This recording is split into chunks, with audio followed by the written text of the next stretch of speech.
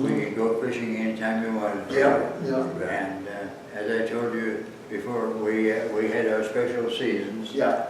Rough grouse season started when the young grouse were big enough for fryers. Yeah. Duck season started when the northerns came down. Yeah. And stayed there for a couple of weeks on their way south. Yeah. And they were on our own little private seasons. Yeah. By the time we started coming over, when I was, even a child, Granddad wasn't living on the farm anymore. And of those photos that I brought up, and you've probably looked at them, there's some, a couple of photos, 2 or 3 photos of us on Dick's farm.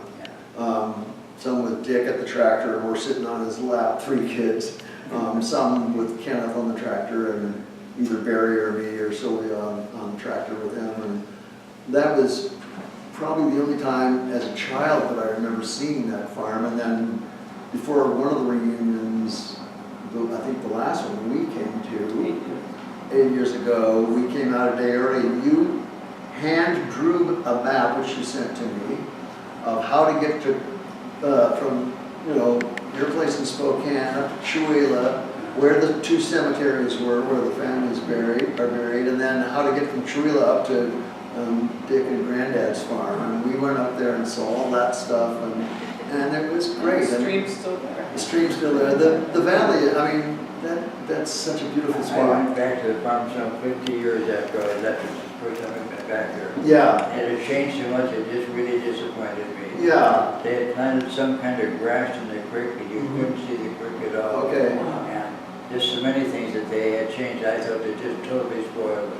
Well, I didn't have that memory. Yeah. Or that expectation. So for me, I just thought, what a beautiful spot. What a beautiful spot to grow up in. It was a beautiful spot. Yeah. And you never said I'm bored. Yeah. Because Yeah. there was always a barn to clean. Yeah. Or something else Yeah. that was not the most fun thing to do in the world. Yeah. Another great memory, we camped a lot as a family, and I don't know where Dad got into camping, and maybe he got into it because he grew up poor and this was a cheap way to take kids on vacation. I don't know, but we all loved to camp. And sometimes Granddad would get on the bus in Spokane. He probably took the bus from Chewelah to Spokane to your house, and you put him on the Greyhound, and the Greyhound bus driver got so he knew right where to let him off on Mercer Island, and we'd pick him up. And then we went camping different places.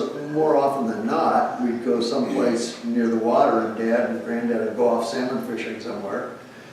But we even did one trip where we came over, I don't know, we probably stopped in Spokane first and then on to Chewelah. And then from Chewelah, Granddad came with us. We drove over the mountains and went to Glacier National Park. And Or the Flowery Trail, is that what? yeah, maybe, there were, there were 5 of us and Granddad in this big umbrella tent. So there were a couple of pretty rocky campgrounds that we stayed in, I remember that, but Glacier was great, and Granddad, I mean, he had to have been in his 80s at least by then, I'm sure, and he was right there with us, One time, I think before your time probably, well maybe not, I don't know, your dad and I made skis for all the kids for Christmas. And we bent them, but we put them up to wash boiler on the kitchen stove, built a fire in, hung the skis up, and dipped them in hot water for half to 3/4 of a day, and then made it for them to bend them on. The form didn't last, the bend didn't last very good. They had a great time with it. They just had toe straps on them. That's all, it's just. Well, when I was in the Boy Scouts, I was working in my Indian lore badge, and I wanted to make a bow. And Dad bought me a stave of ash, and loaned me his spoke shave. So I got it all shaved down to the right shape, and I wanted to make a bow with a sort of a double curve. So he rigged up some sort of steam box, and we made a form, and steamed this thing, bent it into the form, and it stayed pretty well. And I sort of forgot about it for a while, and Dad said, well, you should probably oil that, And I think I didn't get around to that, and then I tried stringing it up, but cracked. Should have held it probably. Maybe it would have cracked anyway, who knows, but. When Aunt Fern told me the story about when Granddad lived at her house Yeah. toward the end. And he was listening to something on the radio station. And I think it was a toothpaste ad or something about Pepsodent leaves your mouth sexy. Well, I don't think they used the word sexy in those, but it was something clean. Yeah. And Aunt Fern was outside the door. She heard Granddad say, "Sexy clean. Bullshit."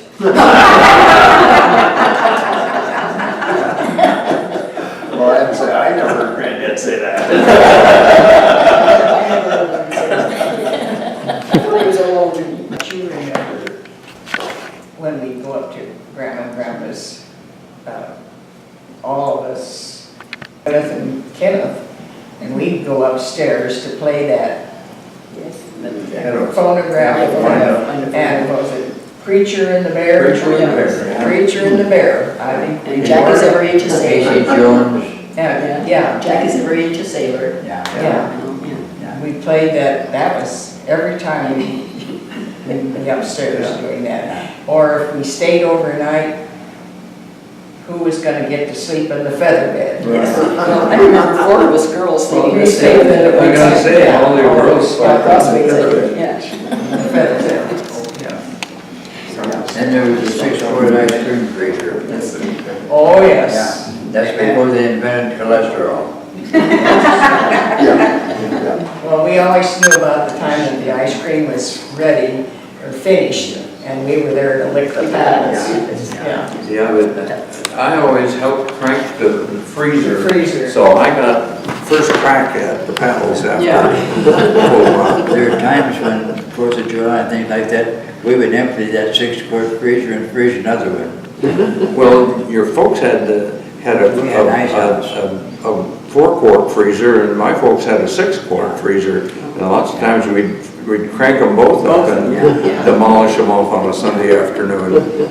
We had an ice house. We had an old house in our, small house on our farm, and there was a mill about half a mile from our house. It had a nice pond. Yeah. And when it would freeze over, my dad and Richard would go down and cut a hole in the ice and take a common only crosscut saw and cut blocks of ice and put it in the ice house and put feet of sawdust over the top of it. It would stay nice all summer long.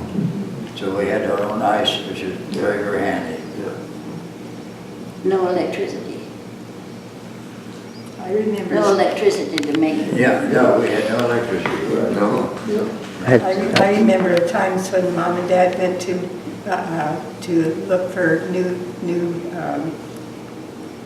things for the Right, for the store store. to sell, yeah. And we would go there, stay with Grandma, and she said, would you like to make I think it was a cake or cookies or something. And I was probably about maybe 4 or 5 years old then. And she's told me to do this and do that and put stuff together. And then she'd look at it and she'd say, put a little bit more milk or put a little bit more of this or a little more of this. And I was probably about maybe 4 or 5. And I thought when those cookies were done, that was marvelous. I could make my own cookies. Well, Grandma made the best sugar cookies. They were big, and boy, I tell you, I've never had a sugar cookie like that. One thing that she made was burnt sugar cakes. That's what I was just going to say. That were just out of this world. That Yeah. frosting on the cake was like candy. Boy, that was the greatest frosting. Yeah. And most of those recipes were in her head. Yes. She very seldom looked at a recipe book. Yeah. She had done it so many times that she had them all in her head. She used to make Christmas candy, and there was always a contest. She'd try to hide it so we didn't find it. We spent a lot of time looking for it. Well, you know, Joyce was in the hospital so much when both you and I were Right. small, and Mother, you know, we stayed with Grandma and Grandpa Right. for quite some time. And I remember, it must have been probably Saturday nights or something, she'd bring in the wash tub and we'll take it. One would have a bath first and somebody else would climb in afterwards. Wash tub, so. We had a bath once a week, whether we needed it or Whether we not. needed But I can't remember, I guess you must have been there all the time too, but when Mother finally, you know, I guess they were able to bring Joyce home, and I'd been with Grandma and Grandpa long enough that I had to remember my mother again. Yeah. I really didn't know her, Yeah. and I didn't want to go to her. And They were gone about a month. yeah, when Mother took us home, I accepted it, but I didn't call her Mother for a long time. And Mother said one day, just out of the clear blue sky, I said, I don't know if I said Mother or Mama or what it was. And from that time on, I would let her out of my sight. Joyce was the youngest diabetes patient they had ever had in the Yes. hospital. Yeah. Yeah, well, and they didn't expect him for Joyce to live. Yeah. No, not anywhere there, as long as she did, yeah. So, and then she had the ear trouble, Yeah. they did the mastoid. Double mastoid. Mastoid. Yeah. So, anyway, we spent quite a lot of time with Yeah. Grandma and Grandpa. And, I was always, from that time on, after I finally realized who my mother was, I was pretty close Yeah. tied to my mother. Yeah. Well, I remember one time when we were staying with them, and Grandma wanted me to do something, and I decided I didn't want to do it. And I headed out the door, and she headed out after me, and I thought I could outrun her.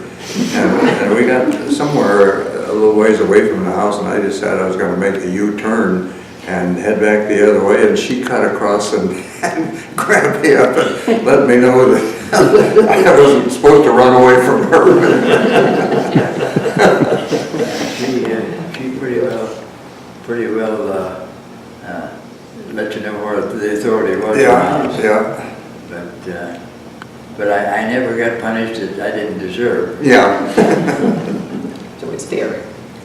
Well, I remember out by the barn one time, I don't know if she had a big stick or what, but there was a big snake on the ground just by coming out of the cow barn.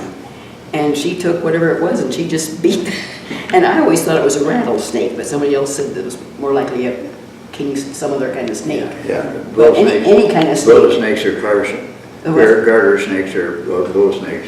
Bull snakes. We never did find any rattlesnakes on the farm. Did you? Oh, yeah. No. Well, it was a bull, it was big. If it was big, it might have been a bull snake. Yeah. Bigger. Yeah.